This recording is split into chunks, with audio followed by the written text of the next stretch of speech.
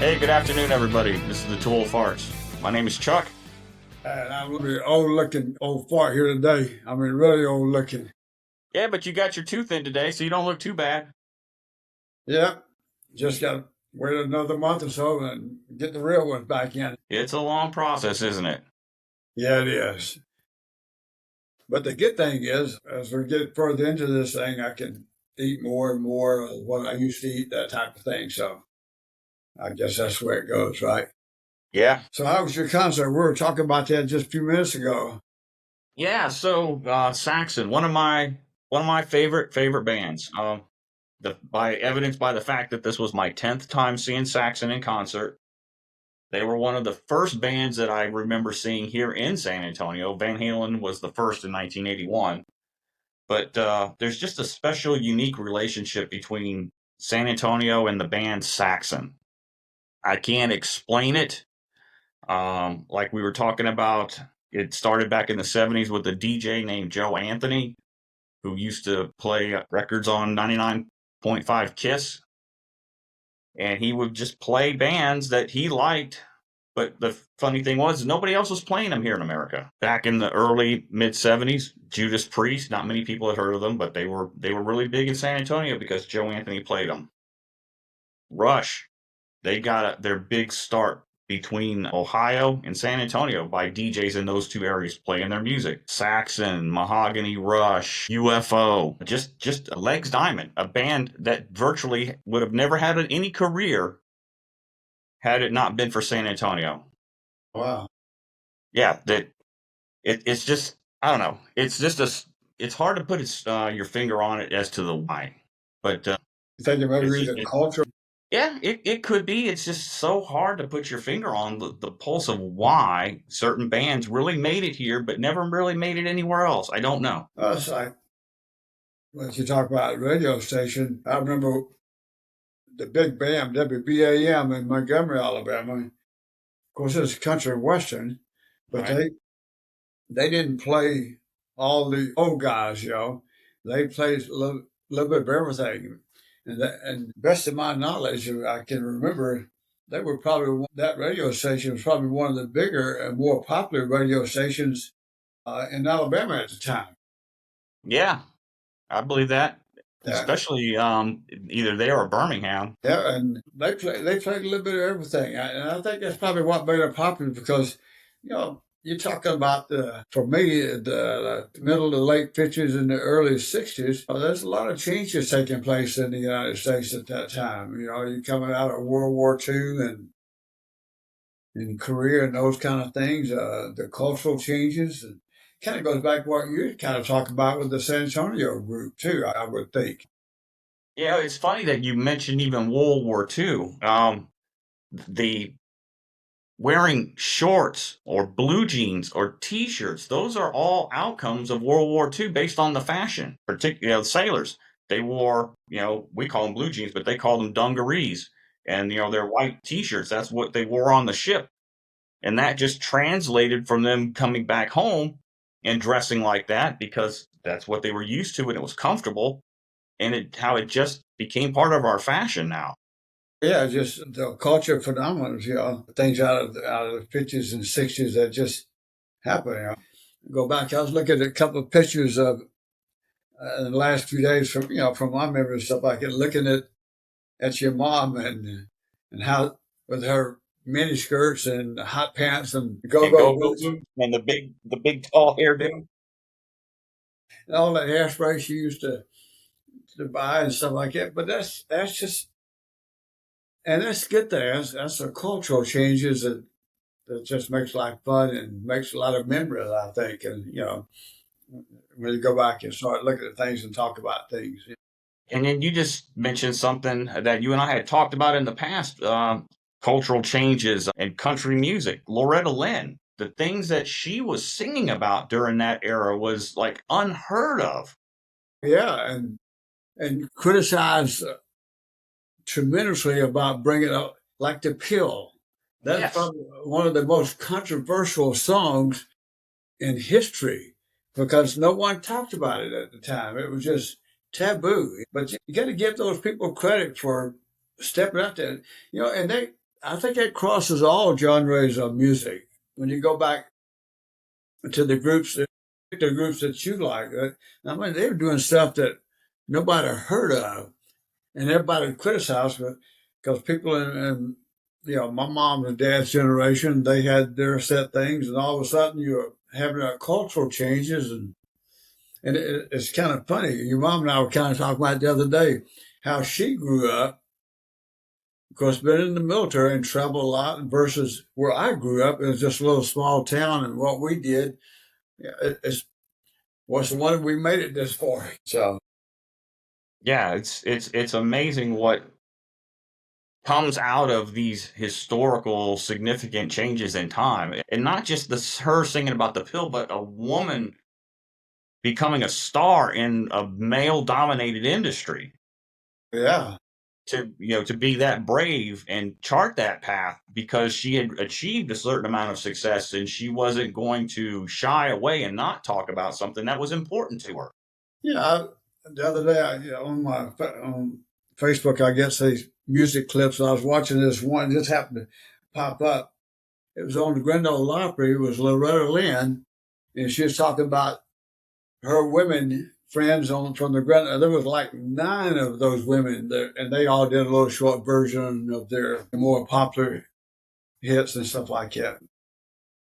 And when you think about the Grand Ole Opry, this was filmed a few years ago, that particular segment, stuff like that. But back in the day, in the 50s, 60s, and especially in the 50s and 60s, and probably in the early 70s, just unheard of. Yeah. But those people persevered, and they made a lot of money, and made a lot of people happy with their music, And then speaking of the country music industry, you look at artists like Willie Nelson, who left in Nashville to get away because it was so prescriptive in the music industry. They wanted you to look a certain way, dress a certain way, act a certain way, and sing specific songs. And he, Hank Jr., and Chris Christopherson, all of those guys, Willie, Waylon Jennings, you know what I'm saying? They all moved away from Nashville and started doing their own kind of music, and Yeah, which became outlaw country. Why was it outlaw? Because it was going against Nashville. exactly. It's going against the norm. But you know what? That's what life's all about, changes. We got to have those kind of changes. And if we want to succeed in life, we got to have new thoughts and new ideas.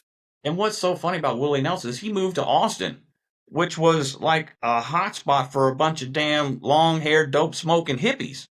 Yeah.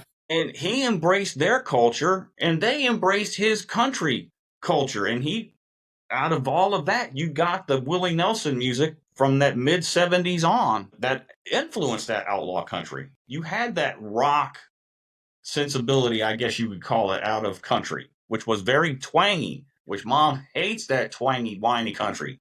Yeah. Oh, Lord.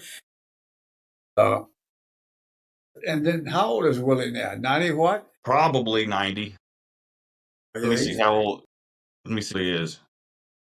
I think he's probably more than 90. 91. 91? He will be 92 next month.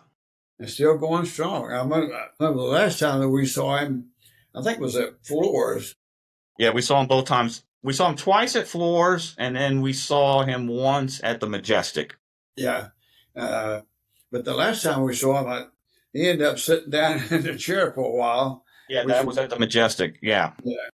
It's just hard for him to, the power, the lung power to sing. And then, the age. And it goes back. Still, one of my favorite of all time musicians is Don Williams, and we saw him. Yeah. I think at the Majestic, but was it, or was it at the Tobin Center? It's either the Majestic or the Tobin. I can't remember which one, but and he was up in age, and his health wasn't as good then, I don't think, as it has been. But I really like his music. It just resonates more with me, probably. And and he's from not too far from here, down in Corpus Christi, Port Lavaca, in that area. Yeah. Yeah, we saw him at the Tobin Center. So in 2014. Wow. It's been 11 years. Time goes by fast, doesn't it? Yeah, and speaking of Willie Nelson, remember he played in Ray Price's band. Yeah, back in the day. See, and there's another guy. Think about his music. He changed some things. He kind of was on that edge, if you were stepping out a little bit, doing some things just a little bit different. And when I think about 5 different generations, he has hits in 5 different generations. Yep, Wow. he played bass in the Cherokee Cowboys for Ray Price. And I think we saw Ray Price at Flores, right? Yes, we did. So those are good times, and I'm looking forward to going back to Flores in the last weekend of this month. And Ray Price, he spent time with Hank Williams, Sr. Uh-huh. Yep. Yeah, he was in his band, right? I don't know. I think Hank Williams took on Ray Price as a musician, but I know the two of them spent some time on the road and they wrote songs together. It's amazing. Yeah, he was a protege of Hank Williams, not the other way around. Yeah, and a lot of these stars, these country western, or even in your genre, they get started with other people's bands or associated with, and then they move on to their own thing. Yeah, sometimes. Ozzy Osbourne got his start with Black Sabbath. They kicked him out because of drugs and alcohol, and he ended up becoming a bigger star than Black Sabbath ever was when he went solo. Sometimes when things happen for you that are bad, it ends up being for the better. Yeah, probably because you're able to step out and do what you're good at and not being held back or hindered because of somebody else. That's just like everything in life. So sometimes you just got to step out there and take that chance and be smart about what you do. Right. Yeah. Yeah, you can't. If you're going to step out there, you got to be smart. You got to be careful how you do it. You got to have a method to that madness. Yeah, look at I just call him Hootie. From Hootie and the Blowfish. Uh-huh. Rock singer who then Darius Rucker, who then goes out and does country music and does it quite well. Oh yeah, it's really good. I mean, when you think about country music, you think about Darius Rucker, you talk about Charlie Pride, and a few others that have crossed over into groups that normally would not be associated with it, and they're really good. Absolutely. But I think Darius Rucker is still around, if I'm not mistaken. Oh yeah, he's still doing that country thing, and Yeah. you can tell it's not a gimmick or a joke or just something that he got into to see if he could continue to be famous or whatever. It's obvious because you grow up listening to certain things. Like I grew up listening to country and pop music on the radio in Japan, all I heard was top 40. So that's probably where I get my love of that pop rock from that era. And then country, and then you move to Georgia, and then you start to hear, the southern rock bands that are out there. Then you move to here in Texas, and then I really got exposed to rock and roll. Not so much on the country, but it was always there. And it's just, my musical taste just run the whole gamut. I like everything, just about, except opera. Opera and show tunes are probably about it. Well, it depends on what part, I guess. There's some of it they're really good. I can't remember her name, Maria. I don't remember her name now, but she was an opera star. But she was good. I could listen to her. She did something about her voice that I liked. It's funny you mention opera, or we got on that subject. There's some. There's a woman, I cannot remember her name, but she's got a YouTube channel, and her show is called The Charismatic Voice. And she's an opera singer by trade, and very, very schooled in the science and art of singing vocals, And so in her YouTube channel, her fans, comment and whatnot, and they're always like, "Hey, check out this singer and that singer," and she's really delved hard into the hard rock and even metal, and some hard metal singing, and she comments on it, and she loves it because she looks at it from a singer's perspective, and she doesn't like to hear the studio tracks. She likes to watch the live video so she can see how they're singing and breathing. You know what I'm saying? The mechanics of it all. And she really loves Iron Maiden and Bruce Dickinson because the way he sings, the power, the projection. And you should check her out. Really interesting. It'll give you a different perspective on the music that I listen to. And I think that's what makes things really good, and it continues to grow. Music, how it continues to develop or evolve, things like that occur, and people start talking about it, and it starts affecting different generations. Yeah. So, what's on your next venue to go see? You and me and Mom and Brenda are going to go see Blackberry Smoke next Saturday. Yeah. And then just a few short days later, I'm going to go see a band called Down. Called what? Down. Okay. Just Down. How'd they come up with that kind of name? I don't know. But it was started by the singer of the band Pantera and a couple of other musicians and other bands, and they were all out of the New Orleans area. Huh? So it's kind of like a supergroup project band, if you will. Okay. The singer from Crowbar, he plays in it. The singer from Corrosion of Conformity, he plays in it. And I can't remember the rest of the members, as well as Phil Anselmo from Pantera fame. So I'm going to go see them just a few days after Blackberry Smoke. Who else you got coming up? Man, I got to look at the calendar now. Uh-oh. You're getting old if you don't remember that kind of stuff. You're supposed to remember that kind of stuff. At the end of April, we have Trisha Yearwood. Yeah. What else? That kind of, I think it's going to be, she's a pretty diverse singer as well, I think. She does some of the old stuff, does it really well, and the contemporary. Yeah. And then the next week, on the same day, because we got Trisha Yearwood on a Thursday, and then the next week, Brenda and I are going to go see a band, or a singer named Morrissey. He was the lead singer for a band called The Smiths, who broke up, and then he's been doing his own thing ever since. And then about 2 weeks after that, I'm going to see an old original OG punk band, or it came out of that punk era, The Damned. So 3 in May. I think I got anything else in June. Nope, I do. I got Grand Funk Railroad. Okay. You might like Grand Funk Railroad. I've heard them. I've heard some of their music. They're all right. I don't remember too much about it, but the name's familiar with me, so that means I've listened to it a little bit. Got nothing in July or August, I think. Nope, no concerts in July or August. I don't think I got anything in September either. Let me see. Nope, nothing in September. I think my next one is after that is October, I think. Okay. But I don't even have it on the calendar. Crap. What band is it? Oh, it's UFO. Let me see. No, it's not UFO. It's Michael Schenker. Okay. Let me see. Michael Schenker. When is it? It's in October, October 10th. Okay. Yep, I don't even. Wait a minute. I've got it on the 11th. It's the 10th or the 11th of October. Okay. That's a good day. That's just a little before your Uncle Ray's birthday, so be something to celebrate for him. He'd probably like that kind of stuff. You know how Ray was. Yeah. So do you guys got anything plans or big plans for anything?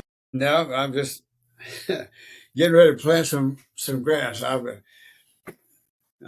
wasted a whole lot of money on planting sod for St. Augustine grass, so I'm going through now trying to figure out what kind of Bermuda grass or fescue or Zoria grass or Behavior grass I want to plant in the backyard, have something to grow and stuff like that. When you start looking into that kind of stuff, there's a lot to it. I'm tired of planting pallet grass because the ground in the backyard that's not the best dirt and stuff like that. So I'm going to do grass seeds and try to get that to grow. And when you read the reviews on it, but you wonder why the hell you're going to do it anyway. Some of it's good, some of it's bad. But Bermuda grass will grow pretty quick, or it spreads pretty quick. Yeah, it needs a lot of light. Right, a lot of sun. So that's what I've been looking at. That stuff, I was looking at some Tifway 419 Bermuda grass. Well, it's like $60-something for a pound. So a lettuce, fescue, zorias, and Bahia grass, stuff like that. So probably next week I'm gonna get started going out there and trying to break the ground up a little bit and soften it up, and hope we get some rain in the next few days. And in fact, for San Antonio, I was looking at the weather for tonight between 7 and 9 tonight. 7 and 10 is a good chance of some rain, heavier, some gusty wind, and possibly hail. Really? Well, I know we could use some rain though. Yep. And then next week, couple of days. So I'm hoping we can get ahead of this game. And my thought process is do it about the end of this month, first part of April, and hope like heck we get a lot of April showers. Yeah, we definitely are behind the curve on the rain. We're in extreme drought here in San Antonio, so but something to do anyway. Well, everybody needs to quit moving to Texas. That's the biggest reason why we don't have a lot of water. That's true. Stay where you're at. Be happy there. Exactly. Don't move to Texas. We're closed. Close that border, right? Mhm. All right, before we leave, we've been talking about military history. I printed out some stuff of the 9 of the most legendary heroes in the U.S. Army. Did I make the list? Get your thoughts on it. All right. Did I make the list? You made the list. All right. First one is George Washington. Well, yeah, that's he stands out because the later commander of the forces had been the president. But then this next one's going to really surprise you. I'm sure you've probably heard of it. Sergeant John Lincoln Clem. cannot say as I've heard of Sergeant He changed Clem. his middle name from Joseph to Lincoln sometime before he tried to enlist in the Army at the outbreak of the Civil War when he was 9 years old. After being rejected he made it to the 22nd Michigan Volunteer Infantry, who sawed down the musket he later used to kill a Confederate officer who demanded his surrender. He was promoted to sergeant, became a national hero before being discharged in 1864. He returned in 71 and rose to major general before retiring in 1915. Wow. Of course, this next guy, you're going to remember him, Sergeant Alvin York. Sergeant York, World War I. World War I. He enlisted as a conscientious objector. That is correct. It's an amazing story if you read about him. His commander, I think, gave him a weekend pass to go home while he was in training to think it over if he wanted, because I think he wanted to be a minister. Yes. And he was dead set against killing. And ended up being a major hero in World War I. Yes, he was. He captured 132 German soldiers almost single-handedly. And then another one, Sergeant Henry Johnson. He was a Harlem hellfighter of World War I. Okay. During a fight in the Argonne Forest, Johnson and a buddy came upon attack by a dozen Germans. He held them off with grenades and rock fire until they ran out of ammunition. And then he finished the job with a knife. I think we talked about him a little bit last week or week before last. We might have. The next one, I know you're going to remember him, is Sergeant Audie Murphy. Oh, yeah. Love Audie Murphy. Yeah. There's a little guy that had a hard time getting in because of his size. He did. Decorated troops in American history. He was one of the 5 most decorated. He was initially too small to enter, enlisted after Pearl Harbor, had to fight to get into the Army. Once in Europe, though, he engaged in a series of heroics, including jumping onto a burning tank to hold off waves of infantry and 6 enemy tanks. He is a badass. Yeah, then the next one is going to be a real badass, General George S. Patton. Old blood and guts. Old blood and guts, leading tanks, and of course, General Douglas MacArthur. I guess depending on what books you read about MacArthur, whether you like him or don't like him or what he was and stuff like that. It's, you have to be an asshole to be effective, I think, sometimes. Yes, you do. Because you can't have people trying to dissuade you from what you know in your heart to be right. Not only that, Patton, MacArthur, what did they have in common? Flamboyant, outspoken. And didn't give a damn what people thought. No. They were for the most part, yeah. They were great generals. They were great tacticians. And I've read a lot about both these people. these generals. And the one thing that really has stuck out, the people who served under him respected him. Yeah. And I think that's probably the most important factor of any leader. If your troops respect you, they'll follow you right into the battle and don't think twice about it. But the exact opposite of George Patton was Omar Bradley. Yes. Complete opposites, and yet the troops loved Omar Bradley as well. I don't think they so much loved Patton as much as they respected what came after the battle, that they were able to succeed. And the difficult things in the Battle of the Bulge, I mean, he turned that around. But the great leaders had to make decisions. Most of the time, those decisions aren't popular, but they had to be made. So the Battle of the Bulge, that was the last big push for Hitler's army, the Third Reich. And it's called a bulge because they were two sides coming together, and it created a bulge. So the 101st Airborne was completely surrounded by the German army. The general in charge of that asked the 101st general if they wanted to surrender. And his response was one word: nuts. Right. And Patton had to be called off of his advance and in 24 hours change course and go north without stopping. I think he had to march over his troops 100 miles, and they had to pray for air cover. And it was wintertime, over clouds, overcast, I should say. And yet, a miracle, there was air cover. I mean, the clouds parted and they were able to get air cover for the for the armor to go in there and save the 101st Airborne. But that was the beginning of the end right there not the beginning. The beginning of the end was D-Day. And that was pretty much the nail in the coffin, was at the Battle of the Bulge. After that, it was pretty much over. This next one, I've never heard of him until today, is Corporal Tibor, T-I-B-O-R, Rubin, or U-B-I-N. He served in the Mauthausen Austria concentration camp and joined the U.S. Army to show his appreciation for them liberating him. In Korea, he held a hilltop on his own for 24 hours while his unit retreated using the road he was guarding. When he was finally captured, he refused officers by the Chinese to send him to his native Hungary, instead staying as a prisoner, stealing food for others. And this picture of him with George H. Bush, I don't know if you can see it or not, give him the Medal of Honor. Wow.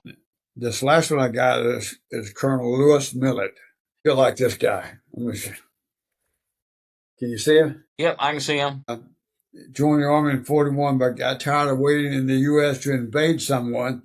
So he deserted to Canada and got himself deployed to London. When the Americans entered the war, he jumped back under the Stars and Stripes and twice saved me and his unit from certain death before his desertion charges caught up with him. He was convicted and then promoted to second lieutenant within weeks. Hey, you're talking about a badass, right?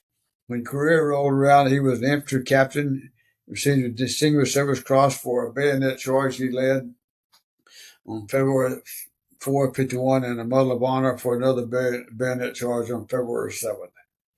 He later served in Vietnam and retired as a colonel. Pretty heroic guys when you start thinking about the military, what they did, and all the things like that. Agreed. You about ready to wrap this up, old man? Yeah, it's getting close to that time. I'll probably be getting a note from your special aunt there that saying we're taking too much time here. But anyway, you got it. Stay cool. I love that hat. Thanks. I'll look for a flat cap for you. All right. We'll see you next weekend. All right. Y'all take care, everybody. Love you guys. Love you. Be Bye. safe. Bye.